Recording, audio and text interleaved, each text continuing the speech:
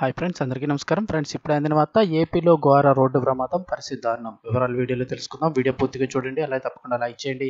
మరిన్ని అప్డేట్స్ కోసం ఛానల్ని సబ్స్క్రైబ్ చేసుకోండి. వివరాల్లోకి వెళ్ళిపోదాం.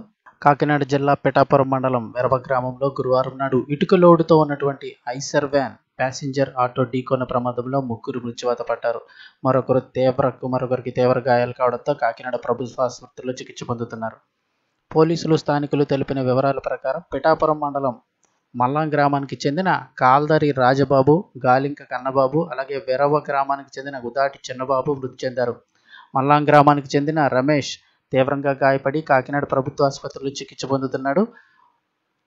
పిఠాపురం మండలం మల్లాం నుండి వెరవ ఆటోలో వస్తూ ఉండగా వెరవ గ్రామం ఆంజనేయ స్వామి ఆలయం వద్ద మలుపు తిరిగిన వెంటనే కొద్ది దూరంలో ఇటుకలోడుతో ఉన్న ఐసర్ వ్యాన్ వచ్చి ఆటోను బలంగా ఢీకొట్టడంతో ఈ ప్రమాదం జరిగిందంటున్నారు.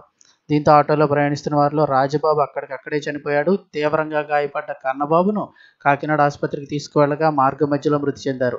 ఇక వెరవ గ్రామానికి చెందిన చిన్నబాబు చికిత్స పొందుతూ కొద్ది గంటల్లోనే చనిపోయాడు.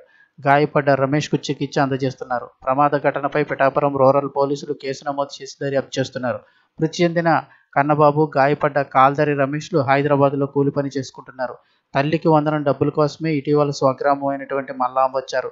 స్వగ్రామంలో వేడుకలు అప్పటి వరకు బంధువులు, కుటుంబ సభ్యులతో సరదాగా గడిపిన వీరు కొద్దిసేపటికే జరిగిన అనుకోని ప్రమాదంలో మృతి చెందడంతో వారి ఇంట విషాదం నెలకొంది.